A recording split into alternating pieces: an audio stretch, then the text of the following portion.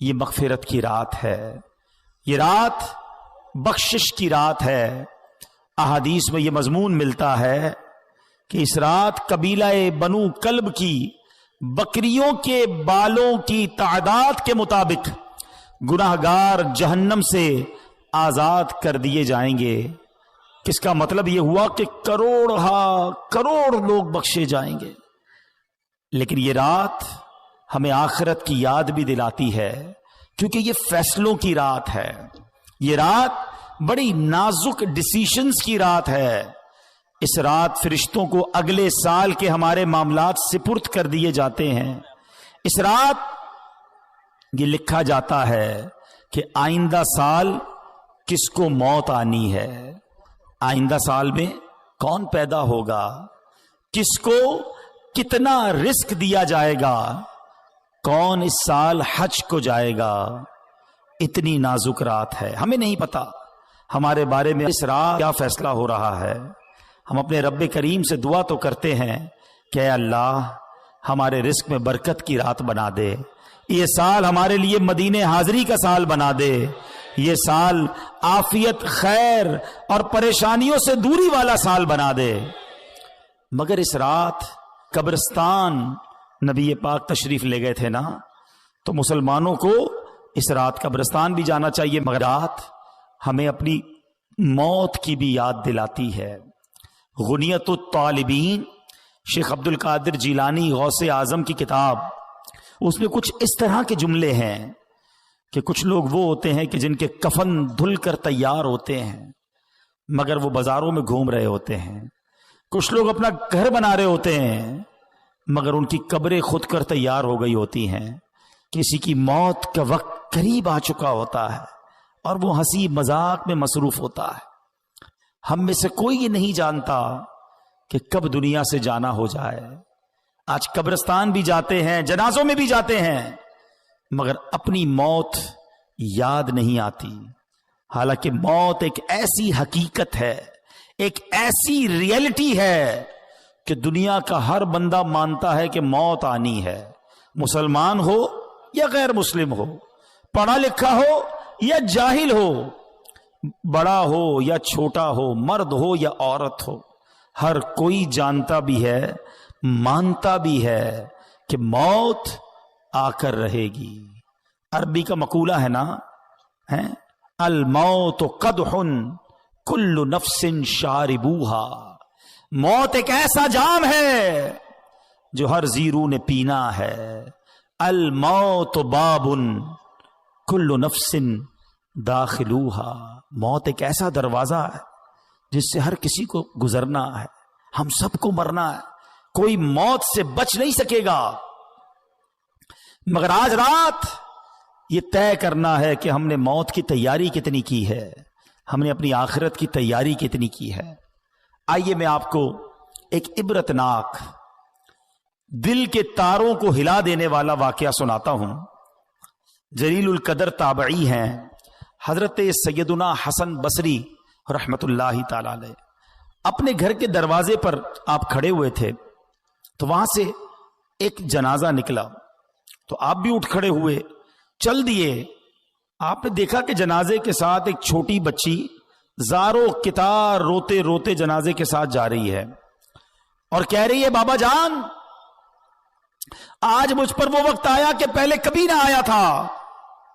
حضرت سیدنا حسن بصری رحمت اللہ تعالی علیہ نے جب یہ درد بھری آواز سنی تو بے قرار ہو گئے، اشک بار ہو گئے، اور یتیم بچی کے سر پر ہاتھ پھیرتے ہوئے فرمایا، بیٹی تم پر نہیں بلکہ تمہارے مرحوم بابا جان پر وہ وقت آیا ہے کہ آج سے پہلے کبھی نہیں آیا تھا۔ دوسرے دن آپ نے اسی چھوٹی بچی کو دیکھا کہ آنسو بہاتی قبرستان کی طرف جا رہی ہے۔ حضرت سیدنا حسن بصری رحمت اللہ تعالی علیہ بھی اس بچی کے پیچھے پیچھے قبرستان کی طرف چل دیے۔ قبرستان پہنچ کر وہ چھوٹی بچی اپنے والد مرحوم سے لپٹ گئی۔ حضرت سیدنا حسن بصری رحمت اللہ تعالی علیہ ایک جھاڑی کے پیچھے چھپ گئے کہ دیکھوں وہ بچی والد کی قبر کے ساتھ کیا کرتی ہے۔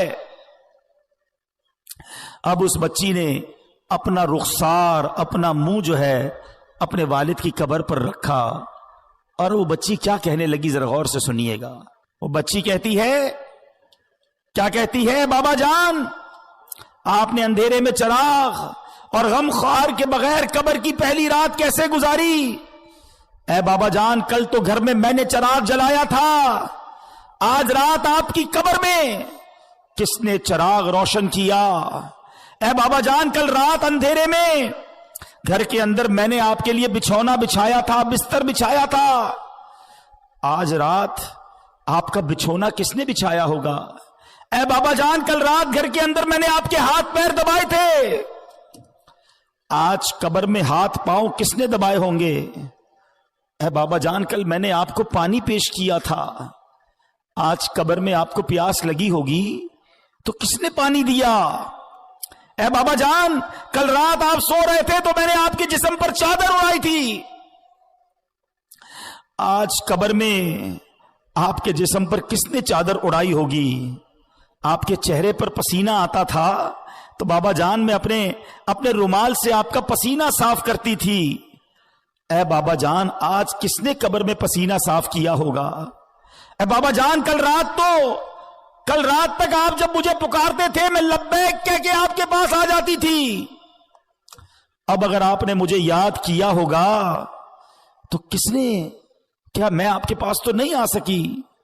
بہرحال یہ باتیں کرتی رہی، آنسو بہاتی رہی.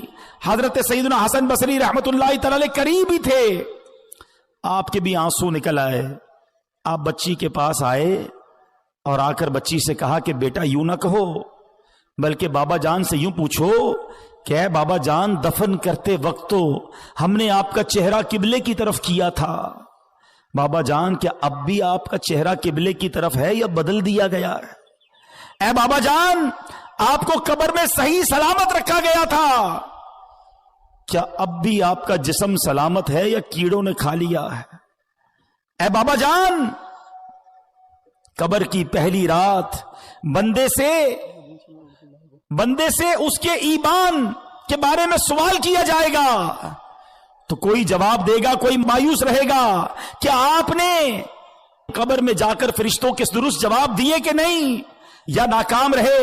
اے بابا جان علماء فرماتے ہیں کہ بعض مردوں پر قبر کشادگی کرتی ہے اور بعض پر تنگی، تو آپ پر قبر نے تنگی کی یا کشادگی؟ اے بابا جان علماء فرماتے ہیں کہ کسی میت کے کفن کو جنتی کفن سے بدل دیا جاتا ہے اور کسی میت کے کفن کو جہنمی کفن سے بدل دیا جاتا ہے، تو آپ کا کفن آگ سے بدلا گیا یا آپ کا کفن جنتی کفن سے بدل دیا گیا؟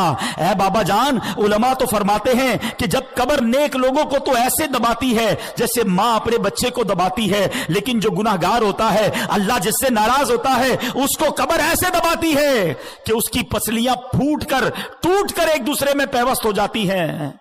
بابا جان آپ کو قبر نے دبایا تو کیسے دبایا تھا؟ بابا جان علماء فرماتے ہیں کہ مردے کو جب قبر میں اتارا جاتا ہے تو وہ دونوں صورتوں میں پچھتاتا ہے.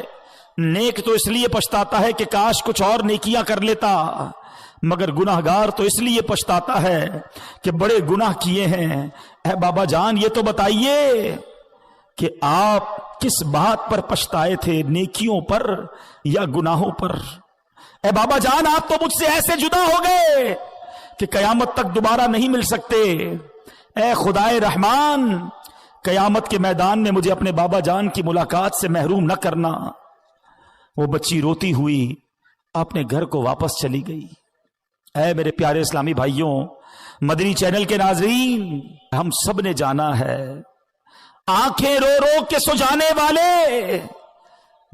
والے نہیں آنے والے، کوئی دل میں یہ سرا اوجڑ ہے، ارے او چھاؤنی چھانے والے.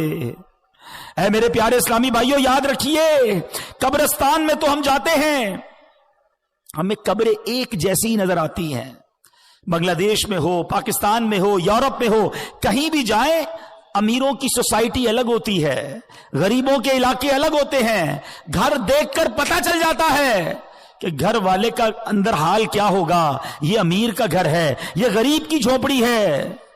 مگر قبرستان کی داستان ہی نرالی ہے، کیونکہ وہاں ساری قبریں ایک جیسی ہیں. हैं, अमीर की कब्र भी है, गरीब की कब्र भी है, नेक की कब्र भी है, गुनाहगार की कब्र भी है। ऊपर से सारी कब्रें एक जैसी हैं, मगर हर कब्र का हाल जुदा है।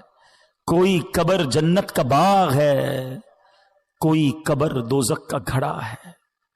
क्या हम ऐसी जिंदगी गुजार रहे हैं कि हमारी कब्र जन्नत का बाग बन जाएगी? आज हर दूसरे बंदे को यह फिक्र है कि घर रोशन हो जाए, घर हवादार हो जाए, छोटा घर है बड़ा हो जाए। कभी यह सोचा कि जिस कब्र में मैं जाऊंगा उसमें आग तो नहीं होगी, उसमें बिच्छू तो नहीं होंगे, उसमें कीड़े मकोड़े तो नहीं होंगे? अरे इस दुनिया में कितने साल रहोगे? 50 साल, 60 साल, 70 साल, फिर तो जाना है ना। और हम में से कई तो ऐसे हैं जो एवरेज उम्र है उसकी अक्सर उम्र गुजार ली है। अब तो कभी भी दुनिया से जाना हो सकता है। और याद रखिएगा, दुनिया में मैं और आप एक तरतीब से आए हैं। पहले हमारे दादा आए, फिर हमारे वालिद आए, फिर हम आए, फिर हमारे बच्चे आए, और फिर बच्चों के बच्चे आए। ऐसा ही है ना, एक तरतीब है, एक सीक्वेंस है। लेकिन जाने की ये तरतीब हो ये जरूरी नहीं है। दादा दुनिया में होता है और पोता दुनिया से चला जाता है। बूढ़ा बाप मौजूद होता है, जवान बेटा कब्र में चला जाता है। कब्रिस्तान गए ना, अब अगली बार जाना तो एक और चीज नोट करना। आपको कब्रिस्तान में तख्ती लगी होती है कब्र के ऊपर, उम्र बताती है कि ये 25 साल के नौजवान की कब्र है, ये 70 साल के बूढ़े की कब्र है, ये 30 साल के मर्द की कब्र है, ये 35 साल की औरत की कब्र है। सोचो, जब ये सब चले गए ना तो मेरी बारी भी आने वाली है। जिंदगी ऐसे गुजारो कि अगर आज भी मौत आ जाए तो कब्र में जाऊं तो कब्र में अजाब ना हो, मार ना पड़े, कब्र जन्नत का बाग बन जाए। सैयदी आला हजरत इमाम अहले सुन्नत हमें झंझोड़ते हुए क्या खूब फरमाते हैं, न चौका दिन है ढलने पर तेरी मंजिल हुई खोटी। अरे ओ जाने वाले, नींद ये कब की निकाली है। अंधेरा घर, अकेली जान, दम घुटता दिल उकताता। खुदा को याद कर प्यारे, वो साथ आने वाली है। खुदा को याद कर प्यारे, वो साथ आने वाली है। अंधेरा घर होगा, अब तन्हा होंगे। वफा दुनिया पे मत कर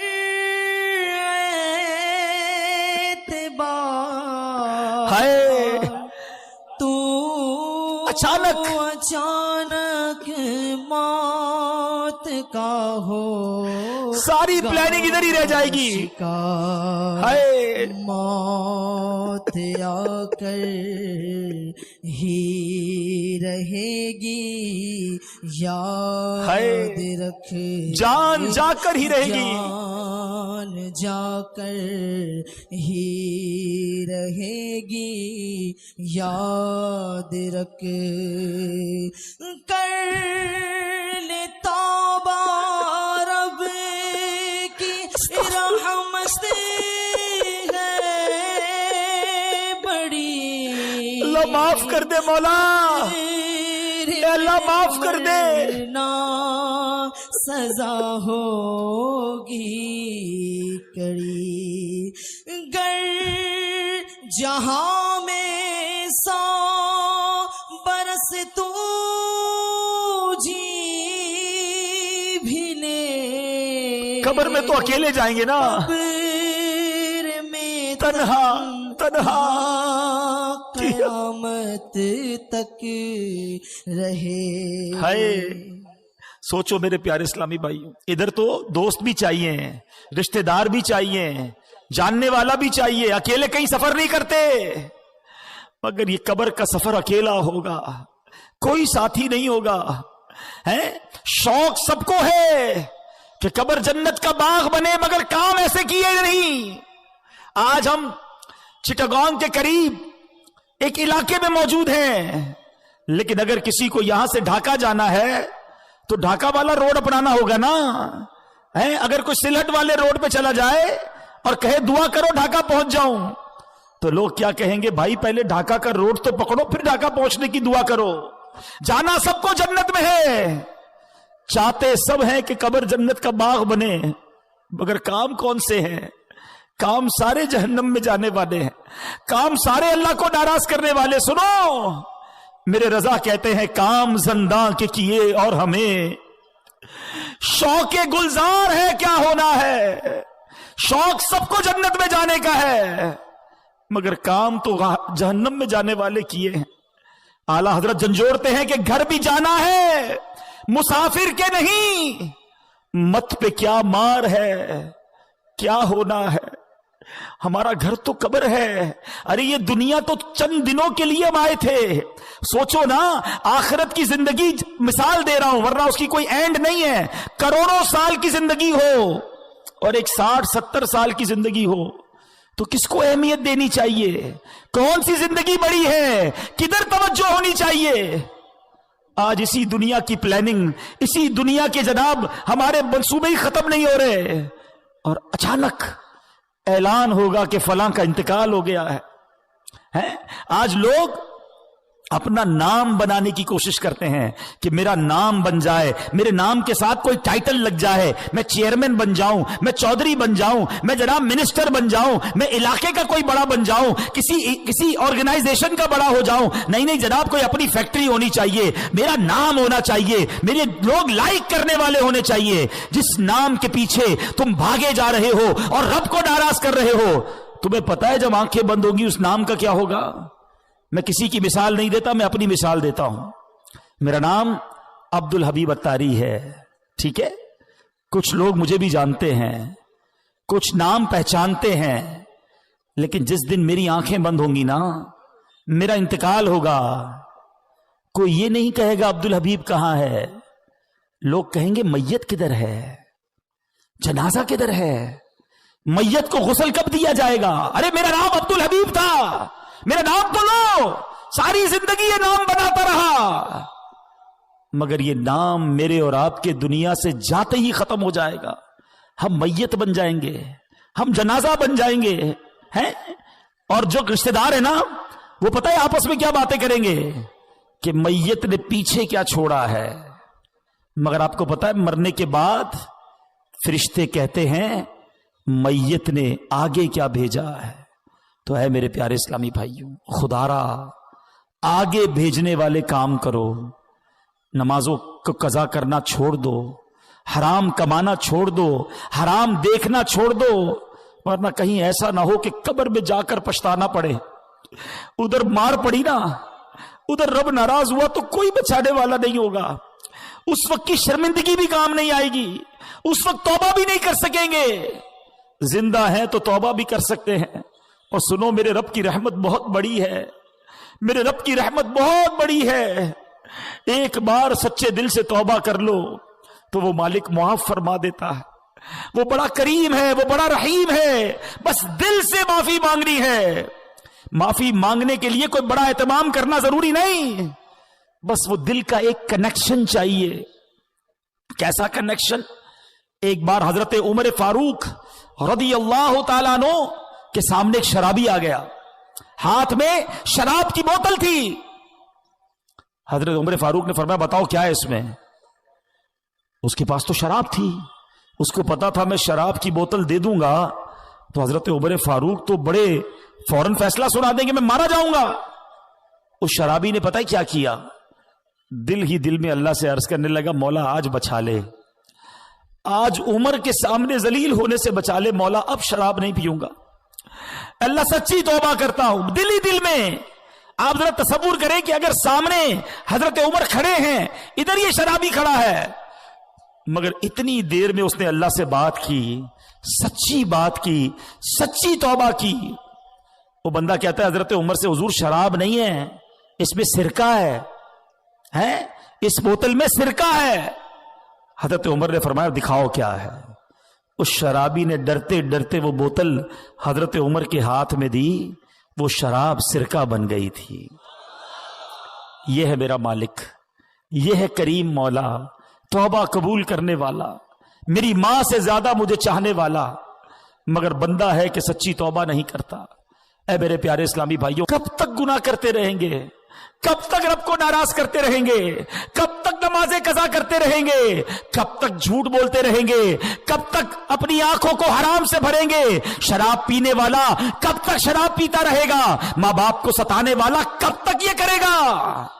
مرنا نہیں، دنیا سے جانا نہیں، اللہ کی بارگاہ میں پیش نہیں ہونا۔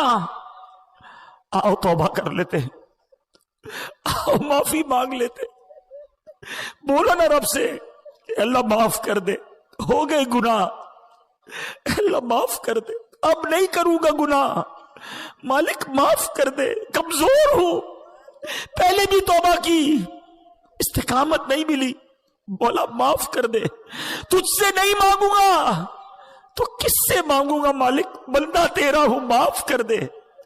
اے اللہ آج توبہ بھی کرتا ہوں، توبہ پر استقامت بھی تو ہی دے دے مالک، معاف کر دے۔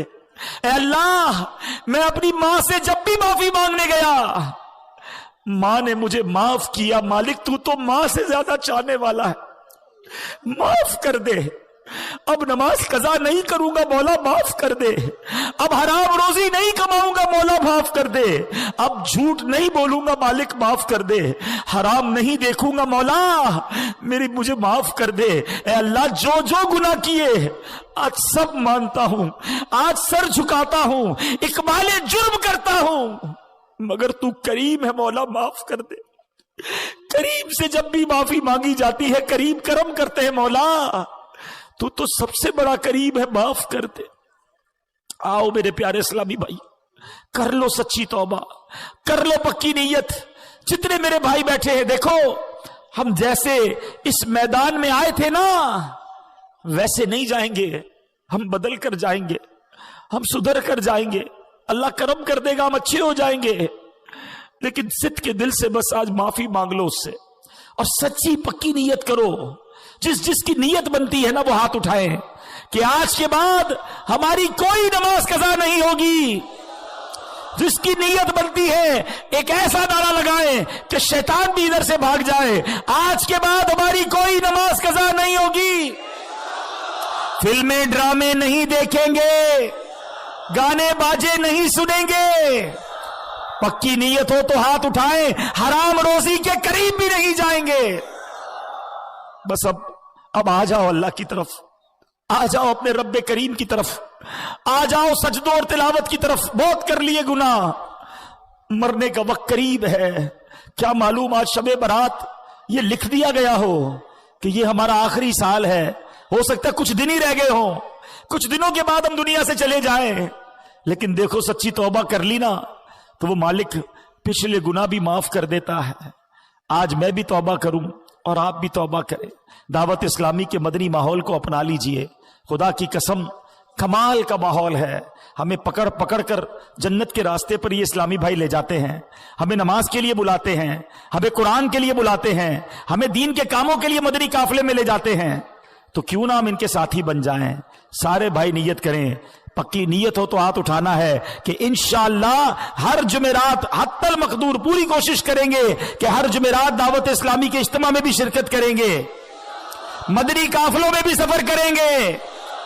بس دعوت اسلامی کے دست و بازو بن جائے۔ خدارا اپنی دعوت اسلامی کا ساتھ دیں، اس کو مورلی بھی سپورٹ کریں اور اپنے عطیات کے ذریعے، اپنے ڈونیشن کے ذریعے دعوت اسلامی کو سپورٹ کریں، اپنی زکوٰۃ بھی دعوت اسلامی کو دیں، اپنے صدقے اور فطرے بھی دعوت اسلامی کو دیں، خود اپنے نہیں، اپنے رشتہ دار، اپنے دوست احباب، ان سب تک بھی یہ پیغام پہنچائیں کہ اپنی زکوٰۃ، اپنے عطیات دعوت اسلامی کو دیں، تو انشاءاللہ دعوت اسلامی کی طرف لوگوں کا مزید رجوع بڑھے گا۔ جتنے زیادہ مدنی عطیات جمع ہوں گے انشاءاللہ اتنے مدنی کام یہاں بڑھتے جائیں گے۔ الحمدللہ رب العالمین والصلاة والسلام علی سید الانبیاء والمرسلین، یا ارحم الراحمین یا ارحم الراحمین یا ارحم الراحمین، یا ربنا یا ربنا یا ربنا یا ربنا یا ربنا، یا اللہ یا رحمان یا رحیم، یا اللہ یا رحمان یا رحیم، یا اللہ یا رحمان یا رحیم۔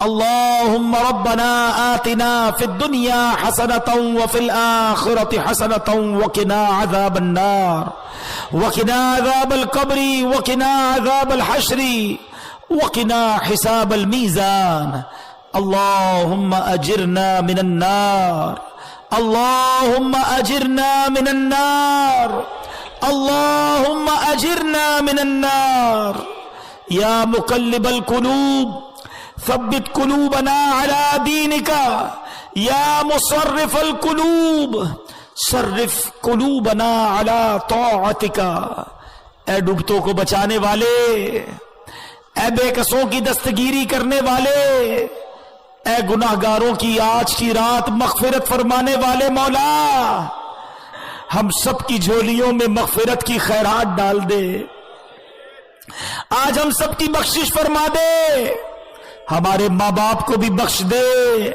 ہمارے بھائی بہنوں کو بخش دے، ہمارے گھر والوں کو بخش دے، میرے مولا آقا کی ساری امت کی بخشش فرما دے۔ اے اللہ، ہم مانتے ہیں ہم نے بڑے گناہ کیے ہیں، ہم مانتے ہیں ہم نے بڑی خطائیں کی ہیں، مگر میرے مولا ہمارے گناہ کتنے ہی زیادہ کیوں نہ ہوں، تیری رحمت کے آگے کچھ نہیں ہے مولا، تیری رحمت بہت بڑی ہے، تجھے تیری رحمت کا واسطہ، ہماری جھولیوں میں مغفرت کی خیرات ڈال دے۔ اے اللہ، ہم سے صدا کے لیے راضی ہو جا، ایسا راضی ہو جا کہ پھر کبھی ناراض نہ ہونا۔ اے کریم، اے کریم، اے اللہ، جو جنت میں بے حساب لوگ داخل ہوں گے ان خوش نصیبوں میں ہمارا نام بھی لکھ دے، ہمیں مقبولین میں شامل فرما لے۔ اے اللہ، ہمیں نیک بنا دے، 5 وقت کا نمازی بنا دے، سجدوں میں دل لگا دے، تلاوت قرآن کا شوق دے دے، حرام دیکھنے سے بچا لے، حرام سننے سے بچا لے، حرام بولنے سے بچا لے، حرام کھانے سے بچا لے، سنتوں والی زندگی عطا فرما، گناہوں والی زندگی سے ہماری جان چھڑا دے۔ اے اللہ، بندے تیرے ہیں مولا، آج توبہ کی ہے، اللہ توبہ پر استقامت بھی تو ہی دینا۔ اے اللہ، اگر تو نے معاف نہیں کیا ہم کس کے دربار میں جائیں گے؟ تیرے سوا کون ہے مولا؟ کس سے معافی مانگیں گے؟ کوئی اور نہیں جو ہماری بخشش کر سکے، کوئی اور نہیں جو ہمارے گناہ معاف کر سکے۔ اے بندوں پر ان کی ماؤں سے زیادہ مہربان مولا، آج معاف کر دے، آج معاف کر دے۔